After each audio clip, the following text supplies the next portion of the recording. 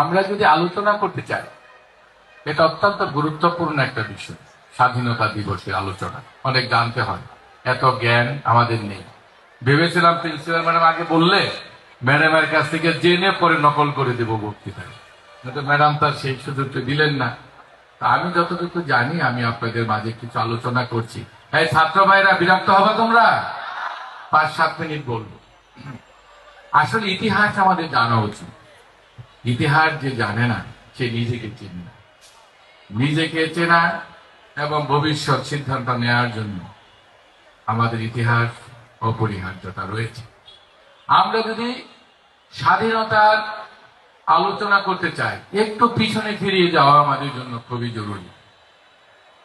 1757 সালে যখন পলাশীর প্রান্তরে আমাদের স্বাধীনতা নিমজ্জিত হয়েছিল, তখন থেকে আমরা আবার পুনরায় স্বাধীনতার জন্য চেষ্টা করছি। আমরা 1947 সালে এই বিভক্তির আগ পর্যন্ত যত আন্দোলন হয়েছে, এই অঞ্চলের মানুষ, যদি আমি বলি তৎকালীন পূর্ব পাকিস্তানের এই অঞ্চলের মানুষ, এই বাংলার মানুষ অগ্রণী ভূমিকা রেখেছে ব্রিটিশ বিরোধী আন্দোলনে। তার ফলশ্রুতিতে 1947 সালে আমরা একটা স্বাধীনতা লাভ করি। পূর্ব এবং পশ্চিম পাকিস্তান নামক একটা রাষ্ট্র গঠন হয়, অসম একটা রাষ্ট্র, যা কখনোই 1000 মাইল ব্যবধানে এই পূর্ব এবং পাকিস্তান নামক একটা রাষ্ট্র, শুরুতেই এটা কোনো রাষ্ট্র ছিল না। 1952 সালে যখন স্বাধীনতা, আমাদের ভাষা আন্দোলন, এবং 21শে ফেব্রুয়ারিতে যখন গুলি করে আমাদের ভাষাকে স্তব্ধ করার চেষ্টা করা হয়, জন উর্দুকে আমাদের রাষ্ট্রভাষা চাপিয়ে দেওয়ার চেষ্টা করা হয়, তখনই পূর্ব এবং পাকিস্তান কার্যত আলাদা হয়ে যাওয়ার একটা ভিন্ন পথে পরিচালিত হয়। 1952 সালে সে ভাষা আন্দোলনই আমাদের বুঝিয়ে দেয় একটা সময় আমরা পূর্ব এবং পশ্চিম পাকিস্তান আর আমরা এক থাকতে পারবো না। আমরা দেখা যায় 47 সাল থেকে ওই 70-এর নির্বাচন পর্যন্ত ওই পশ্চিম পাকিস্তান নানাভাবে তাদেরকে শক্তিশালী করার চেষ্টা করে। তারা একটা অসম রাষ্ট্র প্রতিষ্ঠা করে, কি অর্থনীতি, কি চাকরি ক্ষেত্রে, সকল ক্ষেত্রে এমন একটা বৈষম্যের ব্যবধান তৈরি করে দেওয়া হয় যে আমাদের এই বিভক্ত হওয়াটা অনিবার্য হয়ে পড়ে। পথ পরিক্রমায় 70-এর নির্বাচনে এই দেশের মানুষ তৎকালীন রাজনৈতিক দলকে বিপুল ভোটের ব্যবধানে বিজয়ী করে মূলত তারা এই বার্তা দিয়ে দেয় যে আমরা আর পাকিস্তানের সাথে থাকতে চাই না, আমরা স্বাধীন বাংলাদেশ প্রতিষ্ঠা করতে চাই। আপনারা যারা আমার থেকে বিজ্ঞ, বেশি বই পড়েছেন, ইতিহাসবিদ রয়েছেন, আপনারা দেখেছেন নিরঙ্কুশ সংখ্যা গরিষ্ঠতা নেই, কিন্তু আমাদের তৎকালীন রাজনৈতিক নেতৃবৃন্দ সঠিক সিদ্ধান্ত নিতে আমরা বারবার ব্যর্থ হই। আর সেই সুযোগটাকে কাজে লাগিয়ে ওই পশ্চিম পাকিস্তানি শাসক গোষ্ঠী সুযোগ খুঁজতে থাকে কিভাবে এই গণরায়কে, জনগণের রায়কে বানচাল করে দেওয়া যায়। রাজনীতি করা এক জিনিস, ভোট পাওয়া এক জিনিস, আর ক্ষমতায় যে রাজনৈতিক সিদ্ধান্তের মাধ্যমে জনগণের প্রত্যাশা পূরণ করার ভিন্ন একটা দিক রয়েছে। আর সেই সুযোগে 25শে মার্চ দিবাগত রাতে পশ্চিম পাকিস্তানি হানাদার বাহিনী অত্যন্ত ইতিহাসকে হার মানিয়ে বর্বরোচিত একটা হত্যাযজ্ঞ চালায়। সেই সময়কার রাজনৈতিক নেতৃত্ব আপনারা বিচক্ষণ।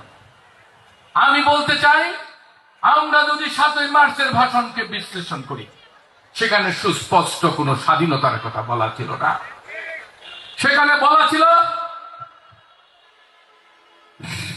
নির্বাচিত প্রতিনিধির কাছে ক্ষমতা হস্তান্তর করতে হবে, বলা ছিল সামরিক বাহিনীকে সামরিক শাসন তুলে নিতে হবে, সামরিক বাহিনীকে বেড়াকে ফিরে নিতে হবে, 2রা মার্চের পর থেকে সমস্ত হত্যাকাণ্ডের তদন্ত করতে হবে।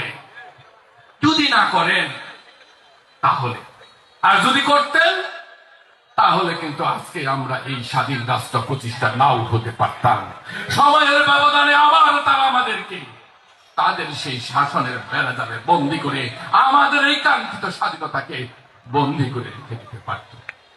কিন্তু জনগণের সেই প্রত্যাশা সেদিন পূরণ হয়নি। সেই সুযোগে পশ্চিম বাহিনী আমাদের উপর হামলা করে, আর যখন রাজনৈতিক নেতৃত্ব তার সিদ্ধান্ত দিতে পারে নাই, সেই মুহূর্তে একজন মেজর জিয়া, যার কোনো রাজনৈতিক দায়িত্ব নাই। আজকে এইখানে রাজনৈতিক দায়িত্ব পালন করার দায়িত্ব এমপি মুজিবুর রহমানের, এই প্রিন্সিপাল ম্যাডামের নয়। সেই শূন্যতায় যদি এমপি মুজিবুর রহমানের রাজনৈতিক সেই দায়িত্ব যদি প্রিন্সিপাল ম্যাডাম কাঁধে নিয়ে যদি ঝুঁকি নেয়, তাহলে বলতে হবে তিনি এমপি মুজিবুর রহমানের চাইতেও দেশে জাতির জন্য বড় একটি দায়িত্ব কাঁধে নিয়েছে। আমি এই কারণে কথাটা বলছি, তৎকালীন যিনি লিডার ছিলেন তিনি বন্দী হলেন, এই বিষয়ে আমি কোনো মন্তব্য করতে চাই না। আমি মন্তব্য করতে চাই তারপরেও তো অনেক বিজ্ঞ নেতা ছিলেন, তাহলে তারা কেন সেদিন স্বাধীনতার ঘোষণা দিলেন না? 25শে মার্চ রাতে আমরা নির্বিচারে রক্ত ধরছে আমার দেহ থেকে, রাত গেল, 26শে মার্চের দিন গেল, রাত যাই অবস্থা, কেউ সুস্পষ্ট জাতিকে সেদিন দিক নির্দেশনা দিতে ব্যর্থ হয়েছে। সেনাবাহিনীর রুলসে কি বলে? তোমাকে গুলি করতে বলেছি করবে, থামতে বলেছি থামবে, এটাই হলো সেনাবাহিনীর রুল। সেই কিন্তু সেই শৃঙ্খলা থেকে বেরিয়েছে দেশপ্রেমিক মেজর জিয়া, সেদিন রাজনৈতিক দায়িত্ব পালন করেছে। কালুরঘাট বেতার কেন্দ্র থেকে তিনি বাংলাদেশের স্বাধীনতা ঘোষণা করেছে। কথা ঠিক কিনা বন্ধুরা বলো? আমরা কেউ বলি জিয়াউর রহমান সাহেব স্বাধীনতা ঘোষণা করার অধিকার রাখে না, কেউ বলেছে অমুকের পক্ষে স্বাধীনতার ঘোষণা করেছে। যার পক্ষে করা হোক, আমি দাবি করতে চাই এই কাজটি কেন মেজর জিয়াকে করতে হলো? সেদিন যারা এমপি নির্বাচিত হয়েছিলেন, যারা সেই নেতার পরের নেতা ছিলেন, তারা কেন সেই দায়িত্বটা সেদিন পালন করলেন না?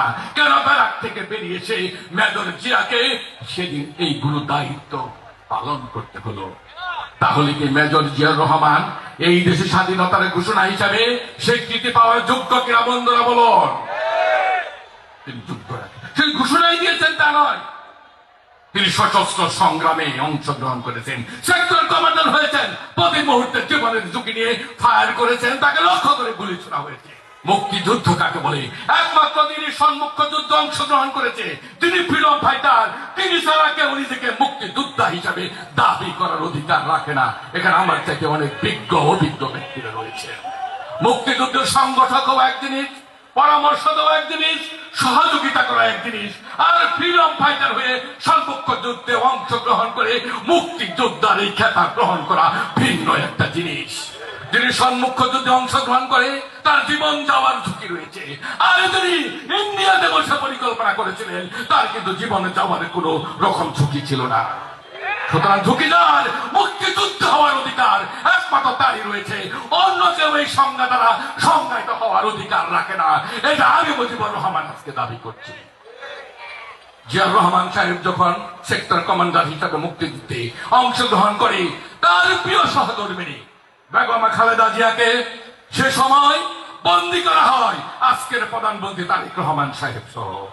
তার প্রিয় ভাই আমাদের আরাফাত রহমান কুকুরকেও বন্দী করা হয়। 9 মাস খালেদা জিয়া 2 সন্তান সহ পাকিস্তানি সেনাবাহিনীর হাতে বন্দী ছিলেন। উদ্দেশ্য কি? জিয়াউর রহমানকে যুদ্ধের ময়দান থেকে ফিরিয়ে আনা, তাকে আত্মসমর্পণ করানো। বারবার তাকে বার্তা দেওয়া হয়েছিল, মেজর জিয়া তুমি আত্মসমর্পণ করো, তোমার সন্তান তোমার স্ত্রী মৃত্যুর ঝুঁকিতে রয়েছে। আর একটি বিপ্লব সংগঠিত হলো। পৃথিবীতে কোনোদিন সৈনিক এবং জনতা একসাথে বিপ্লব করে ইতিহাসে এইরকম দেখা নেই। বাংলাদেশের মানুষ আবার একটা নতুন ইতিহাস রচনা করলো, যার নাম সিপাহী জনতার বিপ্লব। যে আজকে সে বাংলার প্রধানমন্ত্রী, তারেক রহমান তাকে ক্ষমা করতে পারে। বাংলাদেশের মানুষ, জিয়ার সৈনিকেরা, খালেদা জিয়ার সন্তানেরা ওই মাসুদউদ্দিন চৌধুরীকে কোনোদিন ক্ষমা করবে না। দৈনিক সময়ের ডাক অনলাইন মাল্টিমিডিয়া।